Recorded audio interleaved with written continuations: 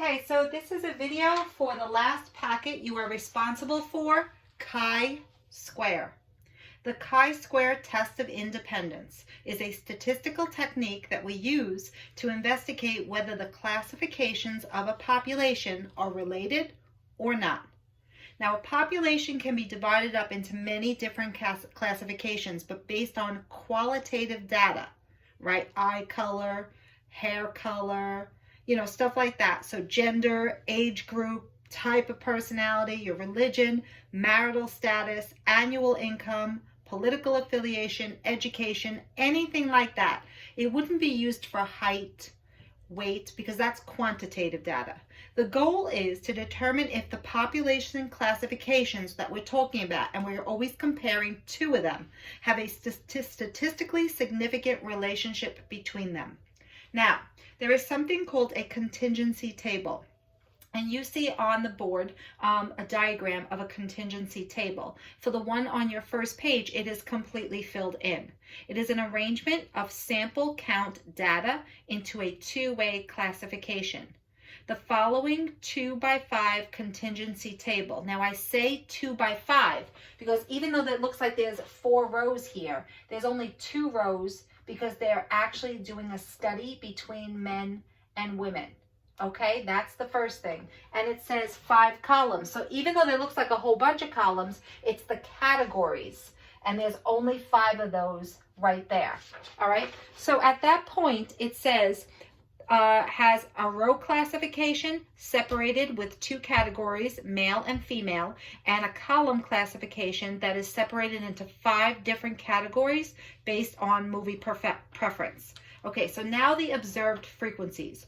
Where do these numbers come from? Well, someone surveyed a whole bunch of men and a whole bunch of women and asked them, what was your favorite type of movie? Would you pick romance, comedy, drama, adventure, I spelt that wrong, or mystery?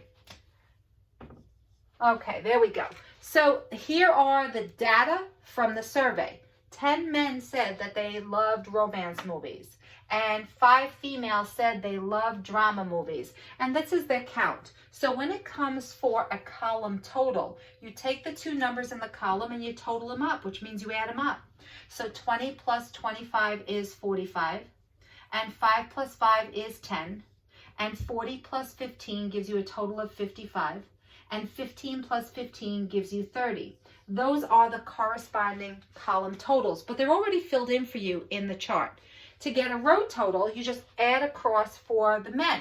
10 plus 20 is 30, 35, 75, and 15 more is 90, which basically means that 90 men were surveyed.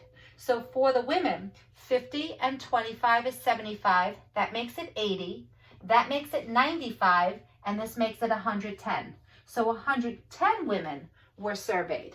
Now, if I go for the column total at the very end, this number that exists in the far right corner, this is always the total number of people in the survey. You can get that number by adding across here, and it will give you the same number of 200, but it was much easier for me to add 90 and 110. So the 200 represents the total number of people in the survey. Okay, so that's what a contingency table looks like. You don't make up the numbers on side, you survey and you just record your data from there. Now, to determine if the 2 classifications are actually related, meaning the men and women's preference on what type of movies, it says you have to compare the observed frequencies with the ones that you took the survey on of a random sample to the frequencies that you would actually expect if there was absolutely no relationship between the classifications. All right, if the differences between the observed and the expected frequencies are quite small, so we're not there yet, but we're going to fill in this table, which is on the next page. If there's 10 men that love romance from your data survey, and it comes out that it's expected that 8 men love, romance in general out of the size of that survey, they're pretty darn close. But if this comes out to be 10 and this comes out to be 0, then they're far off, okay? So all I know is in the bottom where it's a little bold and there's a bullet. If the difference between the observed and the expected frequencies are small, then the two classifications are independent. There's no relationship between them. All right, but if the difference is observed, oh my goodness, I said it backwards. Sorry, I said it backwards before. I'm thinking, I don't know what I'm thinking. So I'll repeat it again. If the differences between the observed and the expected frequencies are really large, then they are dependent upon each other. So reverse what I said.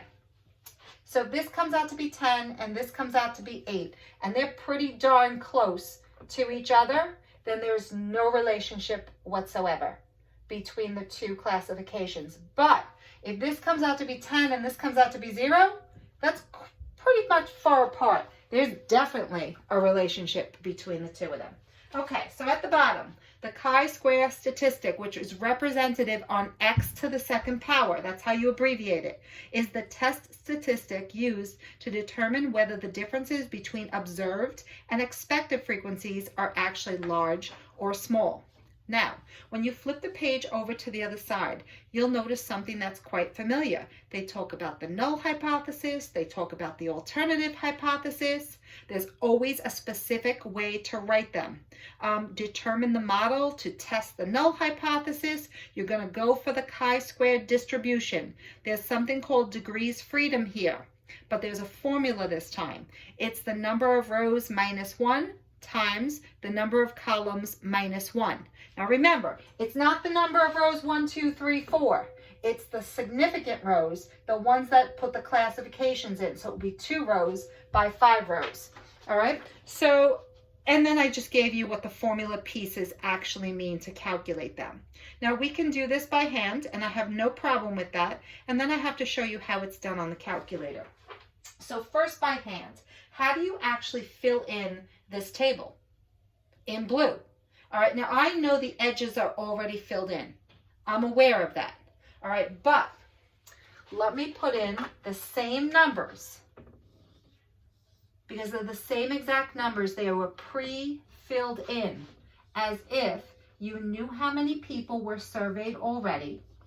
You knew how many items were in each row totaled and each column totaled, and they just automatically go in. So I'm going to change the color of the marker because there is a formula that says the expected frequencies, that's what the E stands for right in the middle, is equal to the row total times the column total, all divided by the size of the sample. So my row total is 90. My column total is 60. The size of the sample is 200. If I can do that on the calculator, that's my first answer.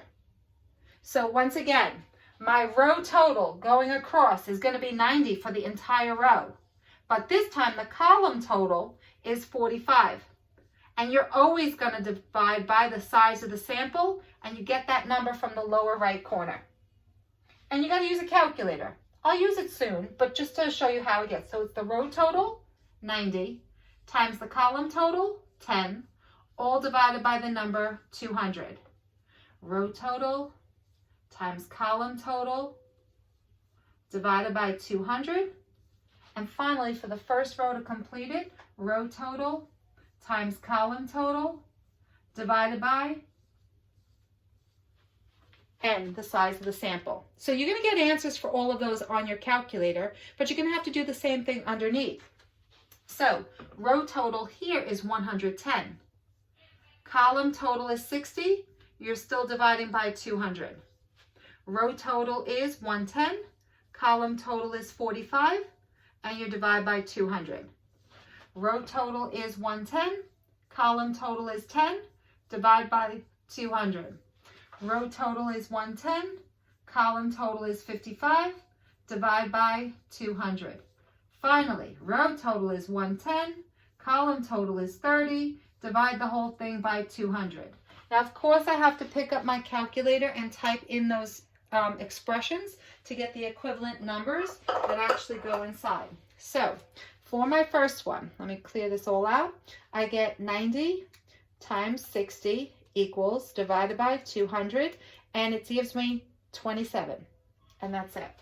So I'm going to write that down in black. This is 27.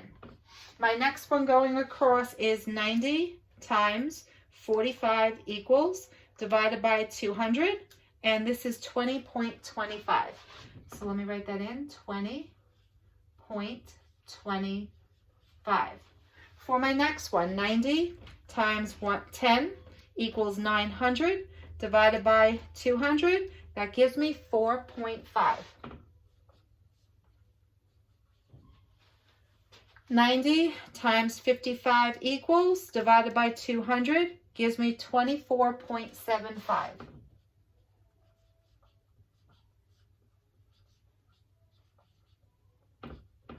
And finally, for the last one in the row, 90 times 30 gives me 2,700 divided by 200 gives me 13.5. So the numbers in black are the numbers that actually go inside those cells. The green is just the calculation. By the way, if you added up those black numbers going across in that row, you would also get 90. So now let me do the bottom one. 110 times 60 equals divided by 200, and my answer comes out to be 33. For my next one, I have 110 times 45 equals divided by 200, and the answer is, oh, I must have typed something in wrong. Let's try that again. 110 times 45 equals divided by 200, and that is 24.75.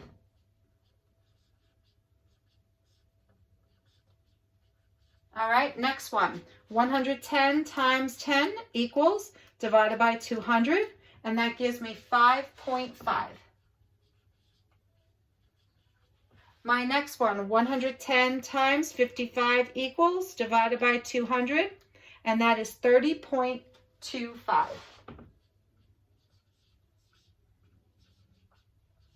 And finally, for my last one, 110 times 30 equals divided by 200, and that is 16.5. Now, when you look at this, the numbers in black, if you add the column up, 27 and 33 does give you 60. 20.25 and 24.75 does give you 45. You can add down the numbers in black, and they will give you each number in the column total. That is how you fill in the expected frequency table. So now to review, flipping the page over, but this time I'm being careful. It says, if the difference between the observed and frequency and expected frequencies are small, such as, let's pick this, males for comedy, males for comedy. 20 and 20.5 are super close together. Their difference is very, very small. If the difference is small, then those two classifications are independent of each other. Okay, that's what it means. Now, if the differences are large, like 10 for males that like romance and 27 for males that like romance, that difference is large. If the difference is large, and I'm reading off of the front side of the chi-squared paper, if that difference between the observed and the expected frequencies is large, then the two classifications are related. They are dependent on each other. All right, so that takes care of how to fill in the table. So as I'm reading through, there is a decision rule, and the decision rule will never, ever, ever, ever change. It's always written the same way. You have to analyze the sample data, right? And then you have to state your conclusion. So it kind of looks exactly the same as everything we did, except it's a different type of comparison. Now, this page in the middle is really more of old school. This is if your calculator does not have certain features, which I don't believe most of us have. So we're going to be highly dependent upon this piece of paper. It looks like I have a bell curve sort of on top, sort of. You don't really have to worry about much in the box because your calculator pretty much takes care of everything. But you have to know the chart that is down below. So if you are going to ever be tested on this, that chart has to be given to you because most of our calculators do not have that chart built into it.